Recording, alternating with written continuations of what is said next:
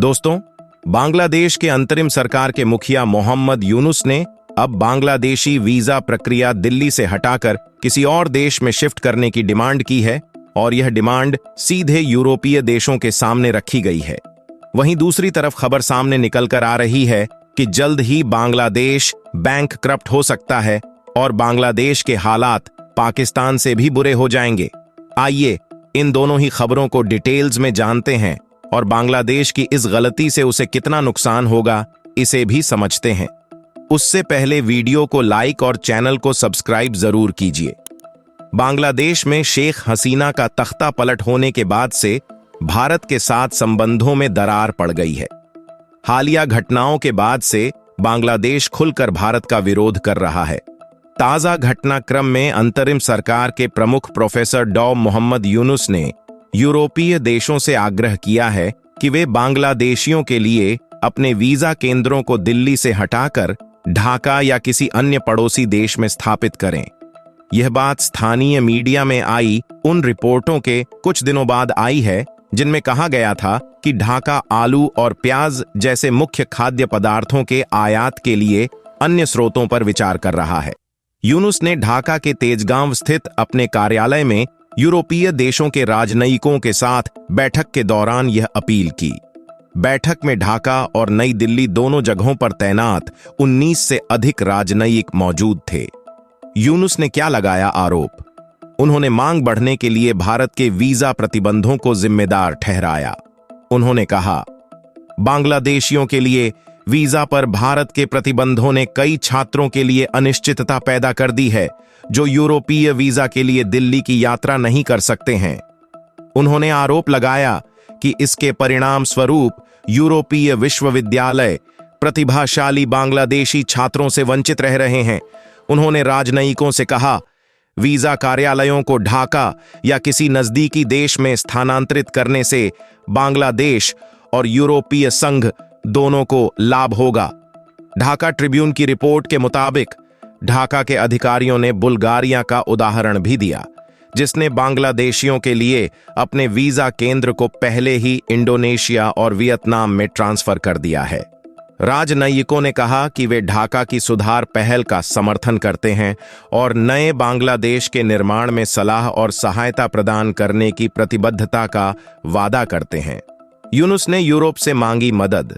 यूनुस ने बांग्लादेश के बारे में व्यापक गलत सूचना पर भी बात की और इसका मुकाबला करने के लिए यूरोपीय संघ से मदद मांगी।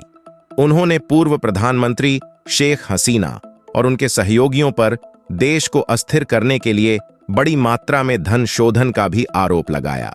यूनुस ने बांग्लादेश में सभी राजनीतिक दलों और धार्मिक समुदायों के प्रतिनिधियों के साथ बातचीत करने का भी दावा किया। भारत ने बांग्लादेश से किया ये वादा। इस बीच बांग्लादेश ने सोमवार को कहा कि भारत ने बांग्लादेशी नागरिकों के लिए वीजा बढ़ाने के लिए कदम उठाने का वादा किया है। यह बयान मुख्य सलाहकार डॉ मोहम्मद यूनुस की भारतीय विदेश सचिव विक्रम मिस्री से मुलाकात के ठीक बाद आया है। पर्यावरण सलाहकार सईदा रिजवाना हसन ने संवाददाताओं से कहा कि मिस्री ने बांग्लादेशी पक्ष से वादा किया है कि वह कदम उठाएंगे। मौजूदा समय में भारत बांग्लादेशियों को सीमित वीजा दे रहा है।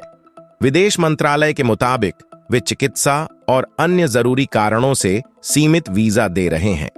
विदेश मंत्रालय के अधिकारियों ने पिछले महीने कहा था, हम पहले से ही चिकित्सा वीजा और आपातकालीन आवश्यकताओं के लिए वीजा जारी कर रहे हैं।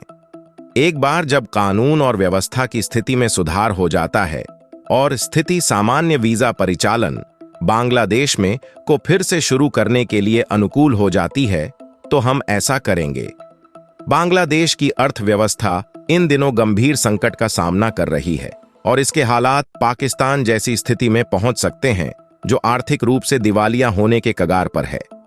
पिछले कुछ समय में बांग्लादेश ने अपने वित्तीय संकट को लेकर अंतर्राष्ट्रीय संगठनों से मदद मांगी है।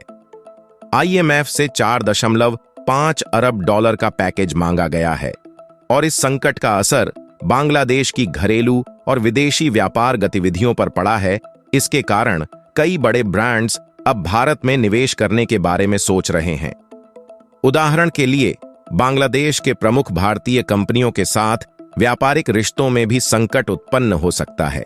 जैसा कि मारिको और एमामी जैसी कंपनियों के शेयरों में गिरावट से स्पष्ट होता है, इस आर्थिक उथल-पुथल के बीच भारतीय कंपनियों के लिए एक नई संभावना उभर रही है, क्योंकि बांग्लादेश में स्थिरता की कमी के कारण व्यापार और आपूर्ति श्रृंखला में समस्याएं उत्पन्न हो रही हैं। अगर बांग्लादेश की स्थिति और खराब होती है तो भारतीय शहर, विशेष रूप से दिल्ली और मुंबई, इन कंपनियों के लिए आकर्षक विकल्प बन सकते हैं।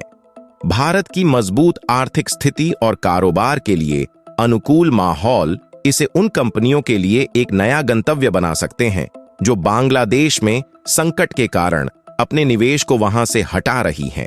यहां तक कि बांग्लादेश के ऊर्जा संकट और अन्य आर्थिक मुद्दों के चलते भारत से ऊर्जा आपूर्ति समझौतों पर भी असर पड़ सकता है।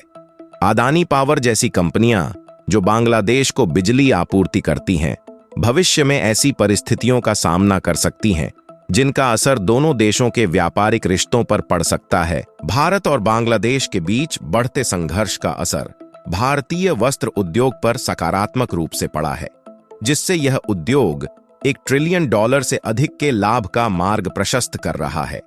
भारत और बांग्लादेश के बीच व्यापारिक असहमति और सीमा विवाद ने भारतीय वस्त्र उद्योग को बांग्लादेश के मुकाबले मजबूत स्थिति में ला दिया है। बांग्लादेश, जो पहले भारतीय वस्त्रों का प्रमुख आयातक था, अब निर्यात में भारत से प्रतिस्पर्धा करने की कोशिश कर रहा है।